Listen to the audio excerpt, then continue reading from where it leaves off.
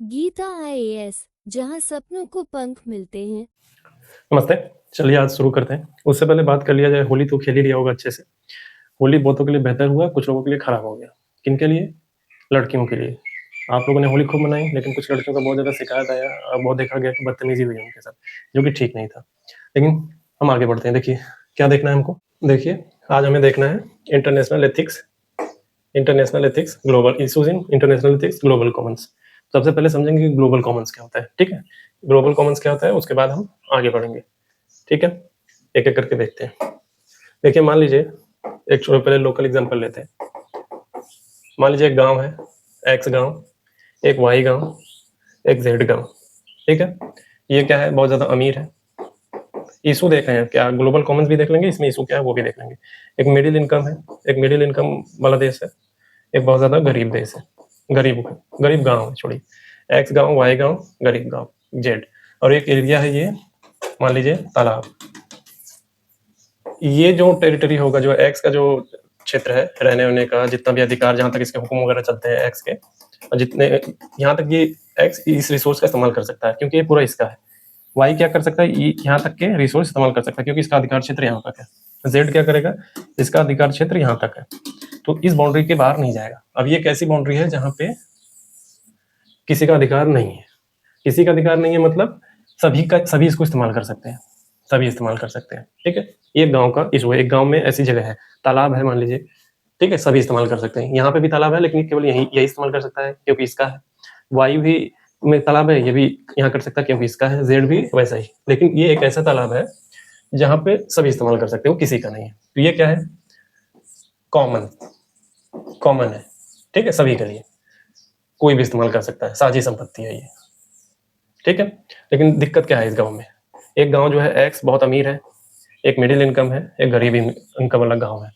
तो जो अमीर गांव है ये तालाब पे ज्यादा रिसोर्स निचोड़ सकता है, वाई जो है कम निचोड़ेगा, गरीब वाला जो है कम, और भी कम निचोड़ेगा। क्यों? क्योंकि इसके पास तकनीक है, इसके पास कम तकनीक है, इसके पास नहीं है।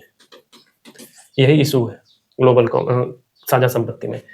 ठीक है, अब देखिए रियल लाइफ एग्जांपल से जोड़ते हैं इसको। अमेरिका है, इंडिया है, अफ्रीकन कोई कंट्री है, कोई कंट्री अफ्रीकन मान लीजिए, गरीब देश वाला। ठीक है, अमीर है, मिडिल इनकम है, गरीब है पूरी तरीके से। ठीक है, अब हाई सी आता है यहाँ पे। हाई सी क्या होता है, हाई सी, पहले हाई सी समझ लीजिए। ये देखिए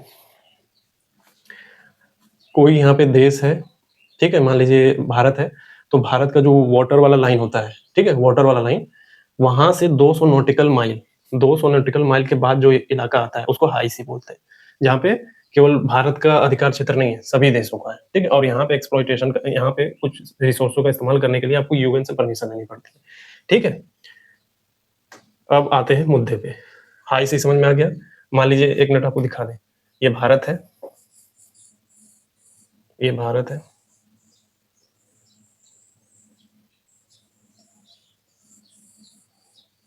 ठीक है, मान लीजिए भारत है। ठीक है, भारत से यहाँ वाटर लाइन से 200 नॉटिकल माइल से के बाद वाला जो इलाका है वो क्या है, हाई सी है, यानी साझा संपत्ति है, कोई भी इसका इस्तेमाल कर सकता है। किसी एक देश की बढ़ोतरी नहीं है कि आके यहाँ पे अधिकार हासिल कर लेगा। गांव वाला एग्जांपल याद करिए, एक्स गांव, वाई गांव, जेड गांव, एक तालाब है। ठीक है, वैसे ही हाई सी है, एक्स देश है, वाई देश है, जेड देश है, फिर वैसे ही एक हाई सी है। ठीक है, अब इस हाई सी में, अब एग्जांपल देखिए, अब हाई सी में अमेरिका क्या है, बहुत अमीर है, ये मिडिल इनकम है, ये गरीब देश है। ये क्या करेगा हाई सी में, इसके पास क्या है, तकनीक है, तकनीक है, क्या कर लेगा, ज्यादा हमला करेगा। इंडिया क्या है, कम हमला कर पाएगा, अफ्रीका कर ही नहीं पाएगा। ठीक है, तो यहाँ पे एक इशू है कि अमीर देश इसका एक्सप्लॉइटेशन ज्यादा कर देंगे। तो क्या है इसका सोल्यूशन, एक हाई सी ट्रीटी है, हाई सी ट्रीटी है। सभी देशों को पहले इस ट्रीटी के अकॉर्डिंग परमिशन लेनी पड़ती है, कितना रिसोर्स करना है, क्या करना है रिसर्च के लिए, सारी चीजों के लिए कि हाई सी में हमको रिसोर्स निकालना है, रिसर्च करनी है, तो आपको परमिशन लेनी होगी, कितना कहाँ कितना करना है। ठीक है, ये है ग्लोबल कॉमन्स की प्रॉब्लम। लेकिन इस ट्रीटी को लोग मान रहे हैं, नहीं मान रहे हैं। अमीर देश क्या है, अमेरिका अमीर है, चाइना दक्षिण साउथ चाइना सी में क्या कर रहा है, वियतनाम वगैरह परेशान रहते हैं इससे, ठीक है। तो हाई सी में जाके ये लोग एक्सप्लॉइट करते हैं और इस ट्रीटी को नजरअंदाज करते हैं, ये एक इशू है। अमेरिका वेनेजुएला पे हमला कर ही चुका है, ग्रीनलैंड पे कब्जा करने की बात कर रहा है, ईरान में बोमा बूम कर चुका है, तो हाई सी के मामले में बहुत ज्यादा अमीर है, तो क्या करेगा, एक्सप्लॉइट कर देगा, ठीक है। तो तुलना करिए, एक्स गांव, वाई गांव, जेड गांव, कॉमन तालाब, अमेरिका, इंडिया, अफ्रीका, हाई सी, ठीक है, अटैक कर सकता है यहाँ पे। एक तुलना समझ में आया कि हाई सी क्या होता है, हाई सी क्या होता है समझ में आया क्या है, और ग्लोबल कॉमन समझ में आया। ग्लोबल कॉमन्स क्या, जहाँ पे किसी एक देश का अधिकार क्षेत्र नहीं है, कोई भी वहां पे आके रिसर्च रिसोर्स लेना कर सकता है, ठीक है। अब यहाँ पे इशू क्या है कि एक ज्यादा अमीर है, एक गरीब है, एक मिडिल इनकम है बहुत ज्यादा, तो इस रिसोर्स का सबसे ज्यादा इस्तेमाल कौन कर पाएगा, अमीर, क्योंकि इसका तकनीक है। यही एक इशू है, क्या ये जो है ट्रीटी वगैरह हुई है, हाई सी ट्रीटी, उसको मानेगा, वो जो तालाब है जो हाई सी में रिसोर्सेज है उसका कौन इस्तेमाल करेगा, अमीर ज्यादा कर पाएगा। और ये क्या अमीर देश ये ट्रीटी वगैरह को मान रहे हैं, ऊपर ऊपर से दिखा रहे कि मान रहे हैं लेकिन एक्सप्लॉइट कर रहे हैं, ये एक इशू है, ठीक है। तो ग्लोबल कॉमन्स क्या है, इसको समझ लीजिए केवल। ग्लोबल कॉमन्स मतलब साझा संपत्ति, किसी एक देश का अधिकार नहीं, कोई भी इस्तेमाल कर सकता है। इसके एग्जाम्पल क्या बनेंगे, हाई सी, हाई सी, अंटार्कटिका, अंटार्कटिका, अंटार्कटिका द्वीप है ना एकदम साउथ में, अंटार्कटिका, आउटर स्पेस।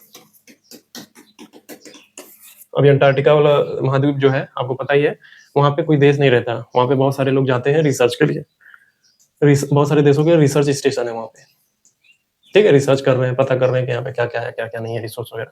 और आउटर स्पेस क्या है, आउटर स्पेस क्या है, आउटर स्पेस मान लीजिए जमीन से, मान लीजिए ये भारत है, ठीक है, भारत है, अब यहाँ से 100 किलोमीटर, 100 मीटर, 100 किलोमीटर, और उसके बाद क्या है, 100 किलोमीटर ये कार्बन रेखा है, कार्बन लाइन, इसको क्या बोला जाता है कार्बन लाइन के बाद, इसके बाद 100 किलोमीटर के बाद स्पेस शुरू हो जाता है।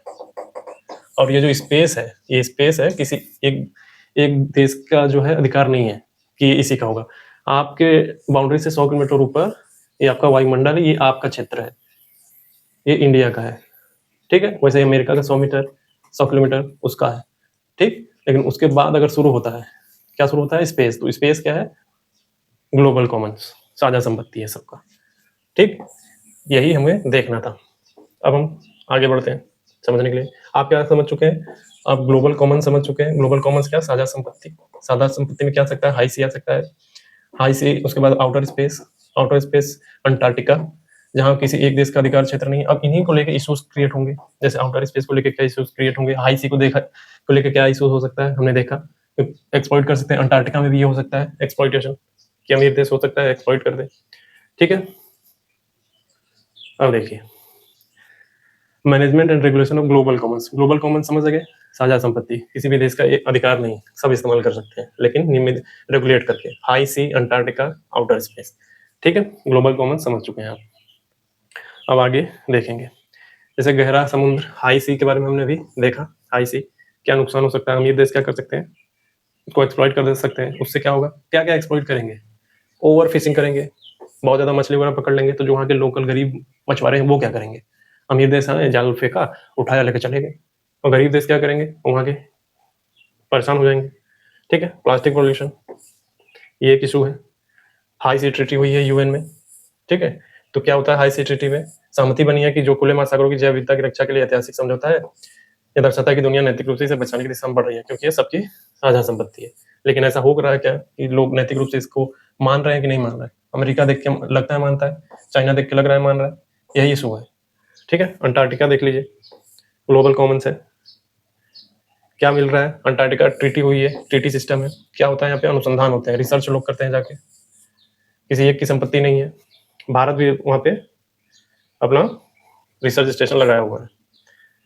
अब water, outer space, outer space treaty हुई है, ये भी देख लीजिए एक बार,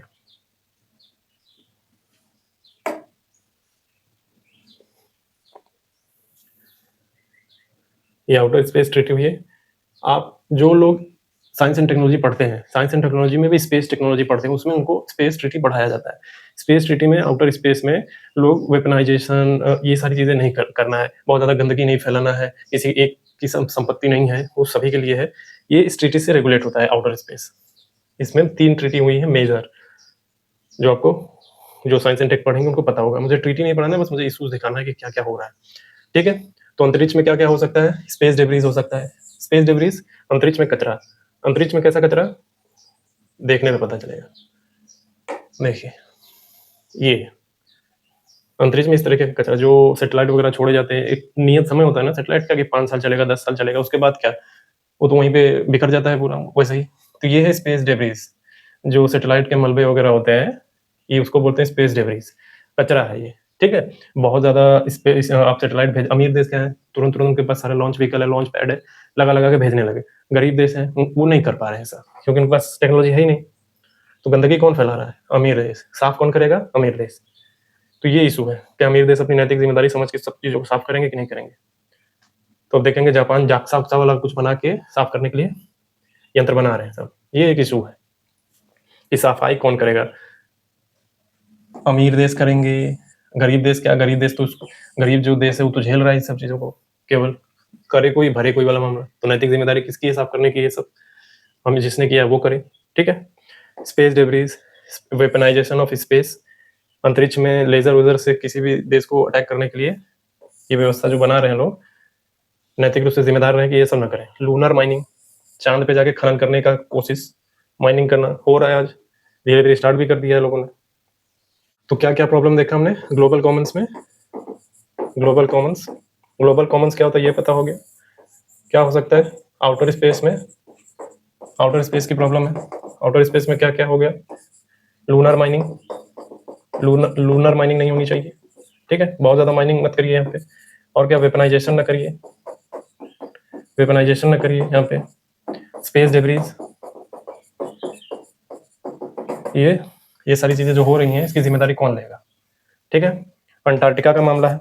अंटार्कटिका में अमीर देश क्या करेंगे? बहुत ज़्यादा एक्सप्लॉइट करने लग जाएं, ये प्रॉब्लम है। हाई सी में ये एक प्रॉब्लम है, ऐसे कई प्रॉब्लम है एक्सेट्रा। ठीक है? यही मेन प्रॉब्लम है जो आपके सब्जेक्ट से जुड़ा हुआ प्रॉब्लम है। और इंटरनेशनल लेवल पे इस सब चीज़ों की बात होती है हमेशा। ओवर फिशिंग वगैरह करते हैं, चाइना तो इस मामले में बहुत ज़्यादा बदनाम है कि ओवर फिशिंग के मामले में जाके साउथ चाइना सी में लगेगा खोदने, साउथ चाइना सी में लगेगा, और उसकी वजह से वियतनाम वगैरह आसपास के जो फिलीपींस कंट्री है परेशान हो जाते हैं। कहते हैं कि यार ये आके बार बार पूरा ओवर फिशिंग कर रहा है, और हम जो है हमारे जो 200 नॉटिकल माइल वाला जो कॉन्सेप्ट है उसको तोड़ के अंदर घुस जाता है और पूरा जो यहाँ से मछली लेके निकल जाता है, हमें डराता है। तो ये एक इशू है। अब इंटरनेशनल लेवल पे कौन सी प्रॉब्लम और है? एनवायरमेंटल क्राइसिस है। ठीक है? क्या है? क्लाइमेट चेंज का प्रॉब्लम है। धरती का तापमान बढ़ रहा है, मौसम का चक्र बिगड़ रहा है, बेमौसम बारिश हो जा रही है, भयंकर गर्मी है, सूखा पड़ जा रहा है, कोयला तेल गैस जलाने से गैस बाहर हो रहे हैं। उससे होगा क्या? अमीर देश तो मान लीजिए कर लिए, अमीर हो गए, ये गरीब देश के जो किसान वगैरह हैं वो तो झेलेंगे इसको, इनकी वजह से उनकी फसलें वगैरह खराब हो जाती हैं। आप देखेंगे हेल्थ इशू सबसे बड़ा हो जाता है, हेल्थ को लेकर समस्या हो जाती है इसकी वजह से। ये हो क्यों रहा है? किसकी वजह से? अमीर देशों की वजह से। जो अमीर देश है उनकी वजह से ये हो रहा है, और जो है किसान वगैरह इस सबसे परेशान हो जाते हैं, हेल्थ खराब हो जाती है उनको। अब इनके पास अब पैसे हैं, इनका जमीन भी पूरा खराब हो चुका है फसल से, तो इनकी जिम्मेदारी कौन लेगा? इनको फंड कौन करेगा? ये एक मुद्दा चलता है जिस पे आपको सोचना है। सीओपी मीटिंग करते हैं ये लोग, चाय समोसा खूब खाएंगे और चले जाएंगे। ठीक है? लेकिन सीओपी मीटिंग में बात क्या करते हैं? कहते हैं क्लाइमेट जस्टिस दीजिए, लॉस ऑन डैमेज पे बात करेंगे, कॉमन बर्ड, ये विकासशील देश जैसे भारत वगैरह का, भारत बहुत ज्यादा इस पे जोर देता है, कॉमन बर्ड डिफरेंशिएटेड रिस्पॉन्सिबिलिटी। ये क्या होता है? CBDR मैंने बता दिया है। फंड करो, अमीर देश हो तुमने सारी चीजें करी, तुम अमीर बने, हम नहीं कर पाए, हमारे फसलें भी तुम्हारी वजह से खराब हो रही है, हेल्थ भी खराब हो रहा है, हमें फंड करो। क्लाइमेट फाइनेंस की भी बात चलती है इसमें। ठीक है? लॉस ऑफ बायोडाइवर्सिटी, आपने सुना होगा ना, IUCN की रेड लिस्ट जारी होती है। IUCN इन्वायरमेंट में पढ़ते होंगे। IUCN क्या करता है? जो इंस्टिंक्ट हो रहे हैं, वो बहुत ज्यादा विलुप्ति के नजदीक पहुंच गए हो, उन जीवों की एक रिपोर्ट देता है। ठीक है? कौन से जीव इंस्टिंक्ट होने की राह पे हैं, होने वाले हैं, हो चुके हैं, उन सबकी रिपोर्ट देता है। तो लॉस ऑफ बायोडाइवर्सिटी क्यों हम झेल रहे हैं? क्लाइमेट चेंज की वजह से झेल रहे हैं। और कौन कर रहा है? ये अमीर देश कर रहे हैं। कौन जिम्मेदारी लेगा? अमीर देश को लेनी चाहिए। हमें फाइनेंस करो, ठीक है। एग्जाम्पल के लिए देखिए, अमेजोन का जो वर्षा वन है, सदाबहार वन, उनको काटने की न्यूज आ जाती है कि काट रहे हैं लोग। ये जो टाइगर वगैरह जो विलुप्त हो रहे हैं, उनका संरक्षण जो लोग करते हैं, क्यों करते हैं? जैसे टाइगर प्रोजेक्ट आ जाता है, तो ये इसी का बाई प्रोडक्ट है। क्लाइमेट चेंज हुआ, ये विलुप्त होने लगे लोग, तो क्या आता है? Tiger project, elephant project, crocodile project Bharat में भी चलते हैं, कंजर्वेशन प्रोजेक्ट। ये इसी सोच से डेवलप हुई है, क्लाइमेट चेंज की वजह से जब लगे विलुप्त होने, और ह्यूमन इंटरवेंशन की वजह से। क्यों? क्योंकि उनको डेवलप करना था अपने आप को। डेवलपमेंट के लिए उन्होंने जंगल काटना शुरू किया। अब जंगल में रहते हैं जानवर, अब ये गायब होने लगे। तब इसके इनको बचाने के लिए क्या एक लेके आते हैं? Tiger project, crocodile project, elephant project, गेंडा प्रोजेक्ट, तमाम तरह के प्रोजेक्ट लाएंगे। लेकिन बचते कितने हैं? कुछ नहीं, क्योंकि पोचिंग भी होती है। शिकारी जो है, अवैध शिकारी, वो भी हमला करते हैं। इंटरनेशनल मार्केट में इनके डिमांड होती है ना बहुत ज्यादा, गेंडे के सींग का, हाथी के जो सूंड का, तो सब का अवैध धंधा करते हैं सब। तो ये भी एक इशू है। टाइगर प्रोजेक्ट चलाते हैं, पता नहीं किस लिए, बस तो कुछ रहा नहीं है। पॉल्यूशन मेजर इशू, दिल्ली में देख लीजिए। राइट टू ब्रीथ है ही नहीं, राइट टू लाइफ बोलते हैं, राइट टू लाइफ के लिए राइट टू ब्रीथ होना चाहिए। सांस लेने में तकलीफ हो जाती है, पॉल्यूशन हो रहा है, ये एक इशू है। कौन इसकी जिम्मेदारी लेगा साफ सुथरा करने की? गवर्नमेंट लेगी। गवर्नमेंट बोलेगी जाके अंतर्राष्ट्रीय मंचों पे अमीरों को, अमीर देशों को कि यार तुम मत करो ये सब, तुम्हारी वजह से हम झेल रहे हैं, ठीक है। एयर पोल्यूशन, समुद्री प्लास्टिक पोल्यूशन, माइक्रोबीट्स के बारे में सुना होगा। माइक्रोबीट्स तो यूपीएससी में पूछ भी चुका है प्रीलिम्स में। ये इतने छोटे होते कि पता ही नहीं चलेगा। रोजमर्रा के जीवन में आप प्लास्टिक की बोतल से पानी पी रहे हैं ना, वो हल्के हल्के माइक्रोबीट्स आपके बॉडी में जाते रहते हैं, ठीक है। टेस्टिकल कैंसर, टेस्टिस, अंडकोश का कैंसर, खासकर आदमियों में काफी हो रहा है इसकी वजह से। ये एक इशू है बहुत बड़ा। अब ये पर्यावरण बनाम विकास, इन्वायरमेंटल वर्सेस डेवलपमेंट, अंतर्राष्ट्रीय लेवल पे एक बड़ा मुद्दा है। क्या करते हैं लोग? देखिए, कोई प्रोजेक्ट लाएंगे, कहेंगे डेवलपमेंट है, डेवलपमेंट है, ठीक है। ये भारत है, मान लीजिए, भारत के सेंस में पकड़ लेते हैं। भारत के सेंस में देखते हैं,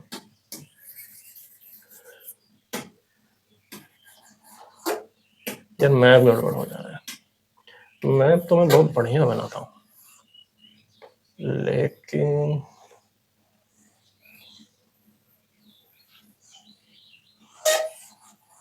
चलिए ठीक है। अरावली है, यहाँ पे क्या है? सदाबहार वन, वेस्टर्न घाट, ये है अपना, यहाँ पे हॉटस्पॉट है, बायोडाइवर्सिटी हॉटस्पॉट। क्या करते हैं? डेवलपमेंट के नाम पे काट रहे हैं इसको। इधर भी तोड़फोड़ मचा हुआ है, इधर भी तोड़फोड़ मचाएंगे कभी ना कभी। यहाँ तो हो शुरू ही हो चुका है, प्रोजेक्ट चालू कर दिए, ठीक है। तो ये इशू है इन्वायरमेंटल डेवलपमेंट, ठीक है। डेवलप, इनके भी संतुलन लाना है, लेकिन क्या कर रहे हैं? डेवलपमेंट पे ज्यादा फोकस कर रहे हैं, और भविष्य के जो आने वाली पीढ़ियां, उनके लिए हम क्या छोड़ रहे हैं? ये इशू है। एक सवाल, नैतिक मुद्दा बनता है कि हम डेवलपमेंट के नाम पे पूरे पेड़ पौधे धनाधन काटे जा रहे हैं, लेकिन जो आने वाली पीढ़ी है उसको हम क्या देने वाले हैं? यानी सस्टेनेबल डेवलपमेंट आप बोल तो रहे हैं, लेकिन क्या वो हो भी रहा है? सस्टेनेबल डेवलपमेंट, ये सस्टेनिटी आ रही है कि नहीं आ रही है? इसकी वजह से क्या हो रहा है? केवल डेवलपमेंट पे फोकस जा रहा है, लोग डेवलप तो कर रहे हैं, लेकिन फिर क्या प्रॉब्लम हो रहा है? Air pollution. दिल्ली देख लीजिए, खूब डेवलप है लेकिन इससे मर रहा है। क्या है? गंदगी खूब ज्यादा है, वहाँ पे डस्ट है, आदमी बाहर नहीं निकलना चाहता। एयर प्यूरिफिकेशन, एयर प्यूरिफायर बेच रहे हैं, ठीक है। ये इशू है बहुत बड़ा, केवल देश के लेवल पे नहीं, इंटरनेशनल लेवल पे सोचिए। इंटरनेशनल लेवल पे भी ये सब होता है, ठीक है। बहुत सारी कंपनियां अलग अलग देशों के कोलैब करती हैं, मिल के एक जगह पे एक्सप्लॉइट करना शुरू कर देती हैं। हाई सी का प्रॉब्लम ले लीजिए ना, हाई सी, हाई सी में ये प्रॉब्लम है। हाई सी अभी बताया गया क्या होता है, एक्सप्लॉइट कर रहे हैं, यहाँ पे एक्सप्लॉइट कर रहे हैं हाई सी, तो उस आसपास के जो देश होंगे उनके 200 नॉटिकल माइल, यहाँ के जो मछुआरे होंगे वो क्या करेंगे? मछली किसी ये तो नहीं देखती, हमने तो 200 नॉटिकल माइल बांट दिया है, अब मछली तो नहीं ना जानती है ना कि 200 नॉटिकल माइल ये है, 1 नॉटिकल माइल ये है, वो तो इधर उधर ट्रैवल करेगी। अब जब एक्सप्लॉइट ही कर देंगे पूरा, तो कहाँ से यहाँ के लोग यूज कर पाएंगे? परेशान हो जाएंगे, ठीक है। तो क्या सवाल उठता है नैतिक दुनिया में, किसे ज्यादा प्राथमिकता दे, आज की तरक्की को या कल के पर्यावरण को? कल के पर्यावरण को क्या आने वाली पीढ़ियां इसका इस्तेमाल देख भी पाएंगी जो हमने देखा है, या आज की तरक्की को खूब ज्यादा बिल्डिंग एक आइलैंड बना दे, कंक्रीट का जंगल बना दे, और उसमें पेड़ पौधे हो ही ना, सांस के लिए परेशान हो जाए। दिल्ली में आप जाएंगे तो आपको पता चलेगा कि क्या प्रॉब्लम है। इतने पास बिल्डिंग बना रखी है, हवा तक पास नहीं होता है। गर्मी के मौसम में कमरे में आप हैं तो सांस लेने में परेशानी लगती है। ठीक है, तो भारत का विकास बनाम पर्यावरण संतुलन, यही इशू चलेगा। वैश्विक मंचों पे क्या है, यूएन क्लाइमेट समिट होते हैं इसी चीजों के लिए। कॉमन सीबीडीआर, सबकी जिम्मेदारी पर बराबर नहीं, ये इशू उठता है। ठीक है, तो और क्या मुद्दा उठेगा, ethical responsibility towards future generation, आने वाली पीढ़ियों के लिए हमारी क्या जिम्मेदारी है। आज जो पानी आप इस्तेमाल कर रहे हैं, आज जो हवा जंगल का इस्तेमाल आप कर रहे हैं, जिन लकड़ियों का, आने वाली पीढ़ियों के लिए भी कुछ छोड़ेंगे। देखिए, सस्टेनेबल डेवलपमेंट का सीधा सा मतलब ये होता है कि आपने जो संसाधन इस्तेमाल कर लिया है, ठीक है, आने वाली पीढ़ी ये संसाधन देख पाए, उसका इस्तेमाल कर पाए, वो होता है सस्टेनेबिलिटी। आपने भी इस्तेमाल कर लिया, आने वाली पीढ़ी भी कर पाए, उसके आने वाली पीढ़ी भी कर पाए, ये होता है सस्टेनेबल डेवलपमेंट, मतलब बचा के रखना। ये नहीं कि ये समझ लेना कि ये हमारी संपत्ति है और हम उड़ा देंगे। भविष्य के लिए कुछ नहीं छोड़ना है, भविष्य की पीढ़ी के लिए हम ही हैं मालिक। इन सब इशूज जब क्रिएट होता है तो सॉल्यूशन के रूप में क्या निकालने की कोशिश करते हैं लोग, रिन्यूएबल एनर्जी, इंटरनेशनल लॉज बनाने की कोशिश करते हैं। बनाते भी हैं लेकिन मानते कितना है, इसमें भी इशूज क्रिएट हो जाता है कि मानते कितना है इनको, रिन्यूएबल एनर्जी को कितना मानते हैं, इंटरनेशनल लॉज को कितना मानते हैं, यही सब इशूज है इंटरनेशनल। अब एक मुद्दा इंटरनेशनल एथिक्स में निरस्त्रीकरण का है, निशस्त्रीकरण बोलिए, निरस्त्रीकरण बोलिए। क्या है निरस्त्रीकरण? मान लीजिए अमीर देश है, देखिए डी वेपनाइजेशन क्या है, डी वेपनाइजेशन क्या है, अमीर देश है, ठीक है, अमीर देश क्या किए हैं, परमाणु बम बना के बैठे हैं खूब सारा, अमीर देश। गरीब देश क्या है, इनके पास नहीं है। तो डी वेपनाइजेशन की मुद्दा उठता है कि डी वेपनाइज करो यार, तुम लोग वेपनाइजेशन करते जा रहे हो, करते जा रहे हो, करते जा रहे हो, खूब ज्यादा डिफेंस में खर्चा कर रहे हो, और जो बेसिक चीजें हैं, जो बेसिक चीजें हैं, जो हंगर से मर रहा है, कोई गरीबी से मर रहा है, एजुकेशन है, अनएजुकेटेड है, उन सब पे खर्चा करने के बजाय आप डिफेंस में खर्चा किए जा रहे हैं। ठीक है, तो यही मुद्दा उठता है कि इसको डी वेपनाइज करो और जो पैसा इन सब चीजों पे खर्च करो, आप बेसिक चीजों पे खर्चा करो। ठीक है, तो अमीर देशों से बोला जाता है, अमीर देश क्या बोलते हैं कि देखो भाई हम परमाणु बम बना लिए हैं, चलो ठीक है, अब आगे से कोई परमाणु बम नहीं बनाएगा, ठीक, अब कोई परमाणु बम नहीं बनाएगा, ये बोलते हैं। तो गरीब देश जो विकासशील देश है वो क्या बोलते हैं कि हमको बेवकूफ समझाया क्या, खासकर नॉर्थ कोरिया, वहां का जो टेडी बियर है, आगे क्या बोलता है, बोलेगा कि हमको एड़ा समझा है, हम मतलब अपना जो परमाणु बम है उसको धीरे धीरे खत्म करें और तुम बना के रखोगे, ये कहाँ का नियम है? नियम बने तो सबके लिए बराबर बनना चाहिए। ठीक है, अमीर देश क्या करे, आप करिए पर निरस्त्रीकरण, हमारे पास रहने दीजिए कि बैलेंस बना रहेगा, नहीं तो खतरा हो जाएगा ना। तो ये सब चिल्ला के बोले तुम जो बना के रख लो तुम भी खत्म करो, हम भी खत्म करेंगे धीरे धीरे, हम नहीं करेंगे वेपनाइजेशन। लेकिन अगर तुम नहीं करोगे और तुम रखोगे और हमको बोलोगे कि हम डी वेपनाइजेशन करें और तुम बना के रखोगे, तो ये नहीं चलेगा, तुम भी करो हम भी करें। ठीक है, तो अमीर देश अपना स्मार्ट बनने की कोशिश कर रहे हैं, तो और सब गरीब देश बोलेंगे नहीं ऐसा होगा नहीं। डी वेपनाइजेशन मतलब कंप्लीट, डी वेपनाइजेशन होगा तो कंप्लीट तौर से होगा, सभी करेंगे। डी वेपनाइजेशन का क्या मतलब है, किसी ने हथियार बना लिया है परमाणु बम, तो वो धीरे धीरे जो है उसको खत्म करे और जो आगे देश है वो ना बनाए, यह है डी वेपनाइजेशन। जिन्होंने बना लिया है वो धीरे धीरे उसको खत्म करे और जिन्होंने नहीं बनाया वो आगे नहीं बनाएंगे, बनाने की कोशिश भी नहीं करेंगे। ठीक है, डिफेंस पे इस सब चीजों पे खर्चा मत करो। ये क्या हवाला देते हैं ये लोग जो परमाणु बम बना के बैठे हैं कि मैंने आत्मरक्षा में बनाया है। ठीक है, आत्मरक्षा में, इनका तर्क अपने जगह ठीक है, चलिए आत्मरक्षा में बनाया, लेकिन ग्लोबल लेवल पे देखिए ये आत्मरक्षा में डर समाया रहता है कि नहीं। इन लोगों ने मान लीजिए बनाया है परमाणु बम आत्मरक्षा के लिए, और देश जो है डरे रहते हैं, तो आत्मरक्षा आपके लिए, सामने वाले के लिए तो डर बन गया पूरा, इसीलिए डी वेपनाइजेशन किसी के पास नहीं होना चाहिए। ठीक है, ये मुद्दा चलता है, ये डी वेपनाइजेशन का। मैं ये नहीं कर रहा हूँ कि खत्म कर दें, खत्म ना कर दें, ये आप सोचेंगे इस पे, ये इशू है तो इस पे सोचिए, खूब सारा बौद्धिक जुगाली करिए, क्या होना चाहिए क्या नहीं होना चाहिए। ट्रीटी हुई है, उस ट्रीटी को पढ़िए, कितनी ट्रीटी ठीक है। ठीक है, एनपीटी हुई है, एनपीटी नॉन प्रोलिफरेशन ट्रीटी, इस पे सोचिए, इसको पढ़िए। किस में पढ़ाया जाता है? साइंस एंड टेक में पढ़ाया जाता है। ठीक है, स्पेस टेक्नोलॉजी वगैरह में ये सब पढ़ा दिया जाता है, तो सोचिए। तो पहला क्या है नैतिक दुविधा, हथियार रखना या अधिकार या खतरा, जो मैंने भी बताया। कुछ लोग बोल रहे हैं कि तुम तो बोल रहे हो तुम्हारे लिए सुरक्षा, लेकिन हम तो डर रहे हैं भाई। ठीक है, ये मत करो। NPT, nuclear non proliferation treaty, NPT पे सोचिए को, इस पे काफी बात होती है कि सभी लोग इसको हिंदी में परमाणु अप्रसार संधि बोलते हैं। ठीक है, तो उत्तर कोरिया और ईरान जो है उनका परमाणु कार्यक्रम है, तो उत्तर कोरिया तो सीधे बोलेगा ना कि बेवकूफ मत समझो हमको, डी वेपनाइजेशन करना है तो तुम भी करो ना, अकेले तुम नहीं करोगे, बाकी सब करेंगे, बाकी तुम भविष्य में तुम इनके ऊपर चढ़ बैठो, मारे पीटो इनको। वेनेजुएला हो गया, ग्रीनलैंड पे धमकी दे रहा है, ईरान पे कर ही दिया, ठीक है, और इसका इतिहास अमेरिका का ऐसा रहा भी है। और जापान पे क्या किया, परमाणु बम गिरा ही दिया है। मतलब आप नहीं करेंगे, बाकी सब करेंगे, तो सीधे बोलेगा वहां का टेडी बियर की येड़ा समझा है क्या? बिल्कुल नहीं, सब करेंगे, अगर करना है तो सब करें, नहीं तो कोई नहीं करेगा। तो हथियारों की दौड़ का नैतिक बोझ, ethical burden of arm race, ठीक है, ये प्रॉब्लम है। एक है फर्स्ट स्ट्राइक, ये इसका डर, ये भी एक इथिकल इशू। क्या बोलते हैं लोग, हम पहले नहीं मारेंगे, ऐसा बोलते हैं, लेकिन अगर हमको खतरा महसूस हो गया, हम पहले नहीं मारेंगे, लेकिन हमको अगर किसी से खतरा महसूस हो गया कि हम पर हमला करने वाला है, बस इतना ही हो गया, हमको शक हो गया, तो हम मार देंगे इसको। ये है फर्स्ट स्ट्राइक, ठीक है, कि हमको शक भी हो गया ना कि ये हम खतरे में है और ये हम पर हमला करने वाला है, कहीं से हमको कोई इन्फॉर्मेशन मिल गई, तो हम सीधे इसको मार देंगे। ये ठीक ठीक वैसा ही जैसे आप हैं नॉर्मल, आपने महसूस किया किसी से कि हमको इससे खतरा है, ये हमको मारने वाला है, तो आप क्या करेंगे, जाके उसको मार देंगे, पहले ही फर्स्ट स्ट्राइक कर देंगे। ये एक मुद्दा होता है, क्यों? क्योंकि परमाणु देश को खतरा हो गया किसी परमाणु देश से, कि हमको लग रहा है कि हम पर परमाणु बम फेंकने वाला है, तो हम पहले मार देंगे जाके, ठीक है। ये एक प्रॉब्लम है, एथिकल इशू चलता है इसमें। और क्या एथिकल इशू है, illegal arm trade and vulnerable sections. Illegal arm and acts इधर उधर करते हैं हथियार, ठीक है, तो देशों को समझना चाहिए ना कि आपके देश से इलीगल तरीके से हथियार इधर जा रहे हैं उधर जा रहे हैं, तो जिम्मेदारी कौन लेगा? इन हथियारों से बहुतों की मौतें हो रही हैं, तो इसकी जिम्मेदारी कौन लेगा? ठीक है, ये एक मुद्दा है कि आप लोग अपनी सिक्योरिटी के मामले में ढिलाई किए हुए हैं, आपने हथियार इधर उधर करवा रहे हैं, या तो खुद करवा रहे हैं, या नहीं पता है तो इसका मतलब आपकी सिक्योरिटी ढीली है कि आपके ही देश से हथियार घूम के इधर उधर चले जा रहे हैं और आपको पता नहीं चल रहा, तो इसकी मजबूती कौन करेगा?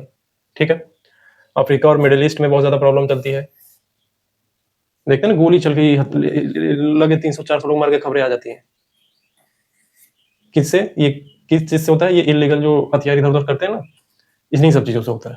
वहां के बच्चे होते हैं, महिलाएं होती हैं, रिफ्यूजीज, सबकी हालत खराब हो जाती है इन सब चीजों से, ठीक है। एक मुद्दा क्या है, international human rights. International human right कैसे? जैसे अभी मान लीजिए इसराइल ने गाजा पट्टी में, इसराइल ने क्या किया, गाजा में खूब ज्यादा बमबारी किया, अमेरिका इसराइल ने मिलकर क्या किया, ईरान में खूब बम किया, ठीक है, रसिया यूक्रेन में हुआ, तो वहां के जो सिटीजन है, यहाँ के सिटीजन है, यहाँ के सिटीजन है, झेल कौन रहा है? ये ह्यूमन राइट्स इनके क्या है, धज्जियां उड़ गई पूरी की पूरी, खत्म हो गया पूरा। अच्छा खासा पूरा ये गाजा वाला मामला, अच्छे खासे घर के बच्चे हैं, अच्छे खासे घर के बड़े बड़े घर के बच्चे भिखारियों की तरह से लेके बर्तन खाने के लिए दौड़ रहे हैं। एक युद्ध, एक फालतू सा युद्ध वहां के सिटीजन की धज्जियां उड़ा सकता है पूरी तरीके से। ये एथिकल इशू है कि कौन जिम्मेदारी लेगा, आपने तो किया, इनकी जिम्मेदारी कौन लेगा, इन सिटीजन की जिनका जीवन आप लोगों की वजह से बर्बाद हुआ है, इनका कौन लेगा जिम्मेदारी? ठीक है, तो मानवाधिकार का मुद्दा भी इसमें चलता है, ह्यूमन राइट्स, इस पे आपको सोचना है खूब सारा। सोवरेनिटी वर्सेस ह्यूमन राइट्स, ठीक है, संप्रभुता बनाम मानवाधिकार। अभी मैंने इसको बताया था ना पीछे कि किसी देश में अगर हमला हुआ है, मान लीजिए किसी देश के अंदर, ये इसकी संप्रभुता, संप्रभु देश है, ये इतना डिसीजन खुलेगा, इसके अंदर कुछ हो रहा है और इनके ह्यूमन राइट्स जा रहे हैं, ठीक है, तो एक अंतर्राष्ट्रीय स्तर पर ह्यूमन राइट्स एक घोषणा पत्र है, ठीक है, उसके अकॉर्डिंग हम इसके संप्रभुता का हनन कर सकते हैं कि नहीं, क्यों? क्योंकि यहाँ के ह्यूमन राइट्स वायलेट हो रहे हैं, खूब ज्यादा मारा जा रहा है, जीनोसाइड हो रहा है, तो हम इसके आधार पर यूएनएचआरसी जो है, यूएनएचआरसी, इसके आधार पर हम इस पे हमला कर सकते हैं कि नहीं, और हमला क्या कर सकते हैं कि बचा सकते हैं कि नहीं, ठीक है, तो इसकी संप्रभुता जो संप्रभु जैसे इसके टेरिटरी में जा सकते हैं कि नहीं बचाने के लिए, ये एक मुद्दा चलता रहता है इंटरनेशनल लेवल पे। अब एग्जांपल के लिए देख लीजिए, म्यांमार में रोहिंग्या मुसलमानों का मुद्दा हो गया, चीन में उइगर मुसलमानों का मुद्दा हो गया, ये सब ये जो चाइना है अपने लोगों को तंग करता है, म्यांमार में रोहिंग्या लोगों को तंग किया जाता है, तब मुद्दा उठता है ये, ठीक है। एक है यूनिवर्सलिज्म वर्सेस कल्चरल रिलेटिविज्म। ये क्या है देखिए, यूनिवर्सलिज्म कहता है कि सभी मानव है, ठीक है, यूनिवर्सलिज्म क्या करता है, मानवता सबसे ऊपर है। और कल्चरल रिलेटिविज्म क्या है, आप है, आप एक्स देश है, आपका कोई कल्चर होगा, वाई देश है, इसका कोई कल्चर होगा, ठीक है। मान लीजिए एक्स देश का कोई कल्चर, एक्स देश का कोई कल्चर, कल्चर के आधार पर अपने जो सिटीजन है उनको मार रहा है। किसी मान लीजिए कोई रिचुअल है कि हमारा रिचुअल है, पति मर गया तो पत्नी को भी मरना होगा। भारत के सेंस में सती प्रथा वाला ले लीजिए, ठीक है, रिचुअल है कि ये मर गया, पति मर गया तो पत्नी को भी जला दो, ठीक है। तो यहाँ पे मुद्दा उठे कल्चरल रिलेटिविज्म क्या है। अब यहाँ पे क्या है, यहाँ पे वाई देश है, सिटीजन सबको समान मान रहा है, ठीक है, इसका अपना कल्चर है। अब ये मुद्दा उठता है कि क्या ये देश यूनिवर्सलिज्म के आधार पर जो सबको मानव मानता है और इसका यही है, इसका कल्चर यही है कि सबको मानव मानेगा, तो क्या इसके आधार पर ये इसको रोक सकता है क्या? ठीक है, ये तो मैंने इतिहास का एग्जांपल लिया है। रियलिटी में आज का सोचिए, एक्स है वाई है, एक्स देश है अपने कल्चर के आधार पर किसी को काट दे रहा है, ये हमारा कल्चर है, एक को मरना होगा। तो वाई देश यूनिवर्सलिज्म को मानता है, क्या इसके आधार पर ये रोकेगा इसको? इसकी संप्रभु देश में जाएगा? ये एक मुद्दा उठता है कि अंतर्राष्ट्रीय स्तर पर मुद्दा रहता है कि कोई भी देश कल्चर के नाम पे ये ना हो कि किसी के ह्यूमन राइट्स किसको मार दे, तब ये मुद्दा उठता है। सार्वभौमिकता बनाम सांस्कृतिक सापेक्षता। इसके बारे में मैंने बता चुका हूँ कि कल्चरल रिलेटिविज्म क्या है, अभी बताया। अब एक्स देश है, वाई देश है, इसका अपना कल्चर है, इसका अपना कल्चर है, ये समझना कि हर देश का अपना अपना कल्चर होता है, ठीक है। LGBTQ+ का अधिकार, ठीक है, कल्चर के नाम पे इनको परेशान न करना। और एक देखिए क्या मुद्दा उठता है, human rights of vulnerable section, सबसे कमजोर हो की बात। कौन है कमजोर? महिला है, बच्चे हैं, LGBTQ समुदाय है, दिव्यांग व्यक्ति है, शरणार्थी, अल्पसंख्यक, आदिवासी, ये सब वल्नरेबल सेक्शन, इनकी आवाज सुनी जाती है क्या? अंतर्राष्ट्रीय स्तर पर रिफ्यूजी का मामला आ जाता है, ठीक है, अल्पसंख्यक का भी मामला आता है, आदिवासी का मामला। मान लीजिए कोई देश है अपना डेवलप करना चाहता है, हम बाहर से आए, यहाँ जो जंगल वगैरह है इन्हीं पे ये जी रहे थे, ये जंगल काट पीट के इनको रिप्लेस कर दिया गया, पूरी तरह हटा दिया गया। ये सही है क्या? इनकी आवाज सुनी जा रही है क्या? ठीक है, ये एक मुद्दा चलता है। शरणार्थी का संकट ग्लोबल लेवल पे, सीरिया, अफगानिस्तान, अफ्रीकन देश, इन सबका मुद्दा खबरों में आता रहता है, न्यूज में आता रहता है, आप देखते रहते हैं, ठीक है। तो इनके लिए बहुत सारे कानून भी बनाए गए हैं, जैसे क्या, SC/ST prevention of atrocity act 1989, ये भारत का है, ठीक है। बाल श्रम अधिनियम, child labour prohibition regulation act 1986, ठीक है। Domestic violence act 2005। अब सवाल ये है कि इसका ढंग से इस्तेमाल हो रहा है क्या? इसके आधार पर लोग इनकी सुन रहे हैं क्या?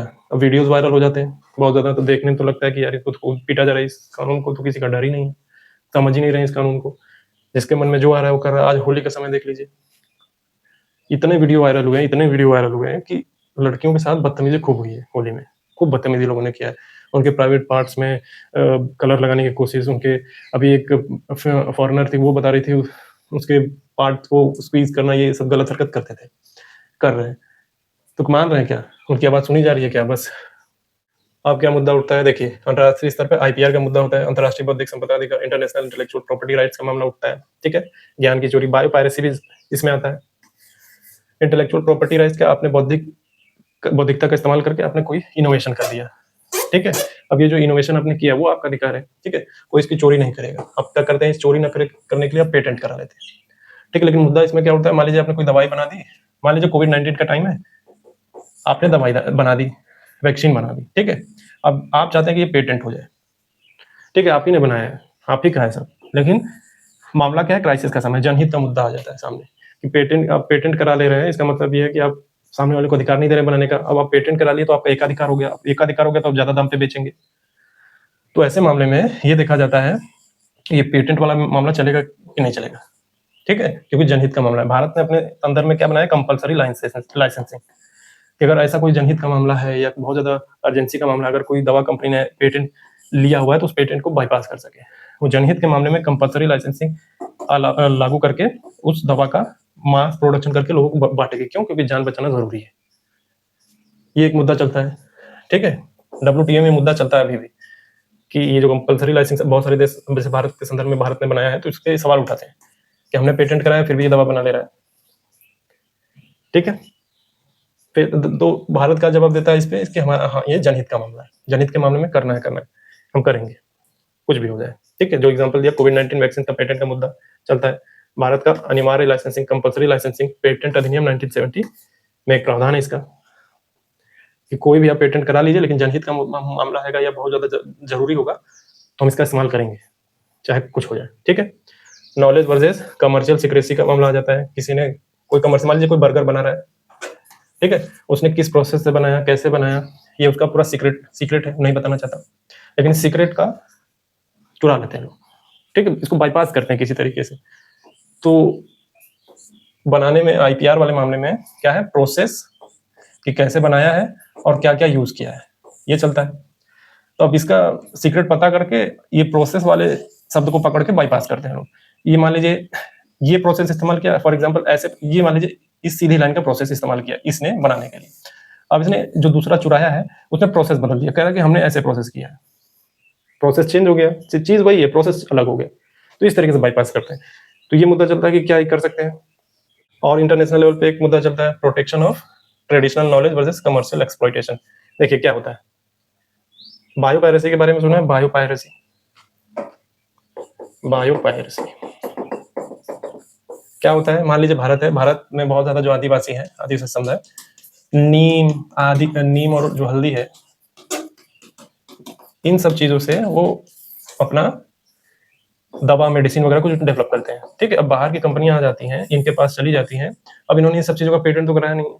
ठीक है, तो बाहर की कंपनियां आती हैं रिसर्च का नाम लेके, हम रिसर्च कर रहे हैं, यहाँ जाएंगे इनके पास, ये जो इनका तकनीक है सारी चीजें सीख के मेडिसिन बनाने का चीजें सीख लेते हैं और उसको पेटेंट करा लेते हैं। ठीक है, भारत इसी को बचाने में लगा रहता है और ये कोशिश रहती है कि जो भी ये आदिवासी वगैरह ये कर रहे हैं, ये इस तरीके की मेडिसिन बना रहे हैं, ये पेटेंट करा ले अपना, कि अपने देश का है। ठीक है, बाहर के लोग आके पेटेंट ना कराएं, ये अपने देश का है, ये हम रखें अपने पास, कोई दूसरा आके चोरी ना कर ले, बायोपायरेसी ना कर ले। ठीक है, क्या है, ये सब ऑर्गेनिक चीजों से मिलकर बनाया गया है, तो इनकी चोरी ना हो, इस वजह से इंडिया इसको बचाने की पूरी कोशिश करता है। और बहुत मामले में जो बाहर से फॉरेनर आए होते हैं, कंपनियां वो कर लेती हैं, तो ये मुद्दा उठने लगता है बाहर इंटरनेशनल मामले में कि हमारा है, किया कैसे तुमने। इस पे आपको सोचना है, क्या करना है, थिंक करना है। जितने भी आईपीआर के कानून हैं, ये सारे लॉज वगैरह बने हैं जो यहाँ पे दिख रहे हैं, उन सबको खंगालना है, ढंग से पढ़ना है, पढ़ना नहीं है, ढंग से पढ़ना है और एक ओपिनियन बनाना है। ओपिनियन बनने से क्या होगा, ओपिनियन जब आप बनाते हैं तो क्या होता है, इंटरव्यू में काम आता है, क्योंकि आपका खुद का एक ओपिनियन है, आपसे पूछा जाएगा बताइए आपका क्या ओपिनियन है इस पे, तो आप बताएंगे कि ये ओपिनियन है। पढ़ने का मतलब ये नहीं कि एक लाइन में आपने पढ़ लिया है केवल, कुछ समझना होगा, समझेंगे कैसे, थिंक करेंगे। कैसे होगा, जब ग्रुप डिस्कशन करेंगे, दोस्तों के साथ बैठ के डिस्कस करेंगे, यार इस पे क्या हो सकता है, कुछ इनोवेटिव टाइप तरीका बताओ, कहीं कोई स्टैंड लिया गया है, कोई इंटरनेशनल मामले में कुछ ऐसा हुआ है तो हमें बताओ, तुम भी जानो हम भी जाने, और म्यूचुअल अंडरस्टैंडिंग से आगे बढ़े। ठीक है, ये सब होगा। पढ़ने का मतलब ये नहीं तो एक लाइन में पढ़ के निकल लिए, इसको समझिए। ठीक है, तो भारत बचाने में क्या लगा है, भारत का पारंपरिक ज्ञान डिजिटल पुस्तकालय, traditional knowledge of digital library, ये बना रखा है ये, ताकि क्या कर सके, सबका पेटेंट करा के उस पे जाके पोस्ट कर दे कि देखो भाई सब पेटेंट है, अपना है। ठीक है, तो ये बायोपायरेसी से बच जाएगा। बायोपायरेसी ग्लोबल लेवल पे चलता है, ये एक मुद्दा है भारत के लिए, आपको क्या करना है, बचाना है। ठीक है, तो अंतरराष्ट्रीय संबंधों में 3 बड़े खंभे हैं, क्या है, पावर, पीस, सिक्योरिटी। अगर ये तीनों रहेंगे इंटरनेशनल रिलेशन में, आईआर में, इंटरनेशनल रिलेशन में, तब तो चल पाएगा, कोई देश चल पाएगा। कोई भारत है, पावरफुल है, शांति को भी महत्व देता है, सिक्योरिटी जबरदस्त है, चल पाएगा। ठीक है, हालांकि इस केस में भारत का नाम नहीं ले सकते, अमेरिका का ले सकते हैं। ठीक है, क्यों, पावरफुल है, शांति बनाने की कोशिश करता है अपने देश के अंदर, लेकिन बन पाता कितना है पता नहीं, सिक्योरिटी उसकी जबरदस्त है। ठीक है, तो अंतरराष्ट्रीय संबंधों में सभी देशों को X Y Z A B C, सभी देशों को इन सब का पालन करना होगा। अपने आप को पावरफुल बनाइए, सुरक्षा मजबूत करिए, शांति बनाए रखिए, तब तो सब कुछ बेहतर चलेगा।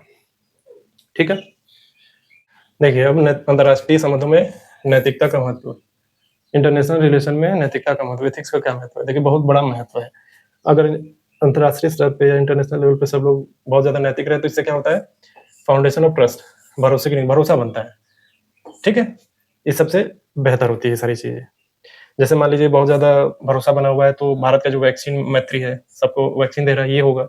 इंटरनेशनल ट्रीटीज अच्छे से होंगी, सब बेहतर सुचारू रूप से चलेगा। जो बहुत ज्यादा प्रॉब्लम्स होगी तो एक प्रॉब्लम जो है एक दूसरे से शेयर करेंगे, तो मिल के ठीक करेंगे सब। ठीक है, जैसे क्लाइमेट चेंज हो गया, पेंडेमिक रिस्पॉन्स हो गया, पेंडेमिक होती है कोविड-19, और जो वल्नरेबल है उनकी प्रोटेक्शन करेंगे मिल के, तो बेहतर होगा। ठीक है, रेफ्यूजी क्राइसिस को ठीक कर सकते हैं, universal declaration of human rights UDHR, इसके तहत जब सभी लोग में मैत्री होगा यानी नैतिकता को फॉलो कर रहे हैं, तो ये इसके आधार पे अगर ह्यूमन राइट्स का कहीं मामला किसी देश में प्रॉब्लम हुआ तो बहुत सारे देश मिलके इसको ठीक कर सकते हैं, ठीक है। इसलिए नैतिकता का बहुत बड़ा महत्व है। तो अंतर्राष्ट्रीय स्तर में, तो अंतर्राष्ट्रीय संबंधों में नैतिकता का सही दृष्टिकोण क्या है? सही दृष्टिकोण ये है, balance of self interest and altruism, ठीक है। क्या मतलब है कि अपना थाली भी भरा रहे, पड़ोसी भी भूखा न जाए, भूखा न रहे। मतलब हम अपने आप को भी मजबूत करें और जो पड़ोसी है उसकी भी मदद करें अगर उसके पास कोई प्रॉब्लम है। भारत के संदर्भ में देखिए, अगर श्रीलंका, भूटान, बांग्लादेश अगर इसको प्रॉब्लम होती है तो तुरंत राहत पैकेज भेजता है भारत, ठीक है। Balance of self interest and altruism, अपना खुद का भी हित देखना और पड़ोसी को भी नुकसान ना देना। अगर हमारे आसपास के पड़ोसी हैं, अगर वो अनस्टेबल होंगे तो उसका इफेक्ट हम पर भी पड़ेगा, ठीक है। इसलिए उसको भी ठीक से रखना जरूरी है। तो इसके लिए भारत ने क्या बनाया है? Neighbourhood first policy. International relation में हम पढ़ते हैं नेबरहुड फर्स्ट पॉलिसी। खुद को ठीक रखना है, जैसे नेबर को प्रॉब्लम होगी तो क्या करेंगे हम? सीधे इसको एक्टिवेट करेंगे, तुरंत उसकी मदद करेंगे, ठीक है। अकाउंटेबिलिटी एंड रिस्पॉन्सिबिलिटी फॉलो करेंगे। अंतर्राष्ट्रीय स्तर पे हम भारत के संदर्भ में देखा कभी भारत किसी पे हमला कर दिया अचानक से कि मारो इसको, ठीक है, नहीं किया कभी, लेकिन अन्य देश करते हैं। तो भारत क्या है? अकाउंटेबल है इस सब मामलों में, रिस्पॉन्सिबिलिटी समझता है अपना। और क्या है? डायलॉग और रिसोल्यूशन, लाठी से नहीं बातचीत से। कहीं भी कोई प्रॉब्लम होती है भारत के संदर्भ में देखा जाता है कि भारत बायलैटरल टॉक करता है हमेशा, कि बातचीत से मामला। आप देखिए विदेश मंत्री को क्या बोलते हैं, हम बातचीत से मुद्दा सुलझाएंगे, हर चीज, लड़ाई झगड़ा नहीं करेंगे। वो जानते हैं कि अगर हम लड़ाई झगड़ा करेंगे तो अपना भी नुकसान होगा, समय जाएगा, बहुत ज्यादा पैसे खर्च होंगे, इसलिए बातचीत से मुद्दा हम सुलझाएंगे, ठीक है। जैसे इजराइल फिलिस्तीन का भी संघर्ष है, भारत पाकिस्तान का जो करतारपुर कॉरिडोर का मुद्दा है, वो इतना पॉलिटिकल टेंशन होने के बावजूद बातचीत करके सुलझाने की बात कर रहे हैं। इजराइल फिलिस्तीन चल ही रहा है, ये भी चल ही रहा है, तो भारत क्या कर रहा है? बातचीत करके सुलझाएंगे। बात लोगों को समझाएगा भी शांति रखो। अब लोग शांति रखो को भारत के मामले में सोच लेते हैं कि ये न्यूट्रल बात कर रहे हैं, तो भारत बोलता है कि नहीं, हम न्यूट्रल नहीं है भाई। शांति रहने का मतलब ये, शांति का संदेश देने का मतलब ये नहीं है कि हम न्यूट्रल है, ये तुम्हारा स्टैंड है ना, शांति से सब कुछ होगा।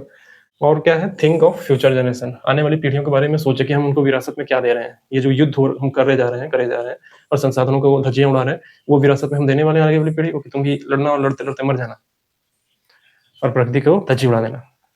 ये करना चाहते हैं? नहीं। तो थिंक ऑफ फ्यूचर जनरेशन, इनके बारे में भी हमें सोचना है। तो अब देखिए अंतर्राष्ट्रीय नैतिकता में ये जो विश्लेषणात्मक पक्ष है वो मैंने कर दिया है, ये आपकी जिम्मेदारी है विश्लेषण करने का, लेकिन मैंने कर दिया तो आपको क्या करना है? केवल पढ़ लेना है। मेरा काम क्या है? लेक्चर देने का, कि आपको केवल बातें समझ में आ जाए। मेन चीज है समझाना, एक एक बच्चों की तरफ बैठ बैठ के ऐसे पढ़ाना नहीं, बस टॉपिक समझ जाना। और ये एथिक्स पढ़ने का सीधा मतलब ये है कि आपने GS1 GS2 GS3 पढ़ के है। अगर वो नहीं पढ़ा है तो इसको पढ़ने की जरूरत नहीं, क्योंकि समझ नहीं आएगा। क्योंकि इशूज तभी आप समझेंगे जब आप इशूज के बारे में जानते हैं। आपने GS1 GS2 पढ़ा होगा ढंग से, तब GS4 पे आए होंगे। क्रम यही है, GS1 GS2 GS3 ये सब पढ़ने के बाद ही आप यहाँ जंप करें, और अपना ऑप्शनल भी पढ़ने के बाद तब इस पे जंप करेंगे, तो आप ऐसे चुटकी बजाते हुए सब पढ़ जाएंगे, ठीक है। तो क्या विश्लेषण किया गया, बस ये देख लीजिए। Power versus ethics and internal conflict, national interest versus global good, a complex balance, sovereignty versus humanitarian intervention, internal matter or humanity's call, equality versus inequality, the call for justice, immediate gain for a future generation, a far-sighted vision, rules, law and their compliance from paper to ground, individual and collective responsibility, सब किया जा चुका है। आपको क्या करना है? कुछ शायरी भी मिलेंगी, ठीक है, शायरी पढ़ते हुए चलिएगा।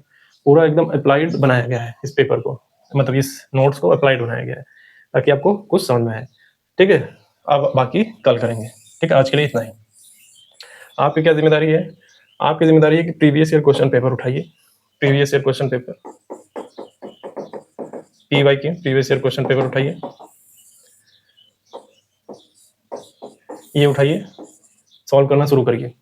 टेस्ट सीरीज पे लोग ज्यादा बिलीव करते हैं कि टेस्ट दे दे, टेस्ट दे दे, टेस्ट दे दे। देखिए टेस्ट देने का तरीका क्या है? अगर आप PYQ 1000 बार लगा रहे हैं, मान लीजिए 10 साल का पेपर उठाया और इसको 1000 बार रगड़ दिया खूब ज्यादा, तो आप एग्जाम के नजदीक रहेंगे, क्योंकि आयोग ने ही पेपर दिया है आपको, और आप उस पेपर को बार बार लगातार 1000 बार लगा रहे हैं। एक तरीके से रट जाएगा आपको कि कैसे आयोग सोच रहा है। अब ये क्या होता है? टेस्ट सीरीज क्या होता है? कोचिंग, बड़ी बड़ी कोचिंग संस्थाएं टेस्ट सीरीज बनाती हैं, ठीक है, बच्चों को लुभावने के लिए कि ये इशू दे दे, वो इशू दे दे, ऐसे कर दे, वैसे कर दे, बम फोड़ दे। तो इससे क्या होगा? आप एग्जाम से दूर चलते जाएंगे। अगर मान लीजिए आपने इसको 1000 बार लगाया और इस PYQ को 1 बार लगाया, तो आप एग्जाम से 999 कोस दूर होंगे, ठीक है। तो क्या करना है? इसको 1000 बार लगाना है और टेस्ट जाके खेल लेना है, 1 से 2 बार देख लेना कि ठीक जा रहा है कि नहीं जा रहा है, स्पीड चेक करना है। ये नहीं कि यहाँ पे हमारा कम नंबर आ गया टेस्ट सीरीज में तो हम तो बेकार हो गए, 0 आ गया तो हम तो खराब हो गए, कुछ नहीं। आपने PYQ 1000 बार लगाया है, इसका मतलब आप एग्जाम के एकदम नजदीक है। ठीक है, बस ऐसे धप्पा बोलने का है देरी है कि बस ताला खुल गया। ठीक है, तो क्या करना है, PYQ उठाना है, पेपर देखना है, और क्या करना है, मार्केट से सॉल्व पेपर खरीद लीजिए। किसका? मेंस का।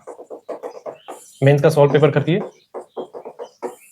मेंस का सॉल्व पेपर खरीद के सॉल्व करना शुरू करिए। क्वेश्चन देखिए कि कैसे सॉल्व किया गया है। ठीक है, उसका इंट्रो कैसे दिया गया है, उसकी बॉडी कैसे देखिए। देखिए मैं कितना भी इंट्रो, बॉडी, कंक्लूजन आपको बता दूं, लिखना तो आप ही को होगा, और जो आपका इनोवेशन होगा, जो आपका इनोवेशन चीज होगा वो ज्यादा बेटर होगा।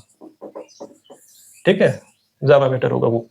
तो इंट्रो कैसे है, बॉडी कैसे है, कंक्लूड कैसे करना है, वो सब आप सॉल्व पेपर उठाइए, क्वेश्चन पढ़िए, उसमें PYQ का क्वेश्चन होता है, सॉल्व किया होता है, बस देखिए किस डायरेक्शन में गया है वो, किस डायरेक्शन में गया है।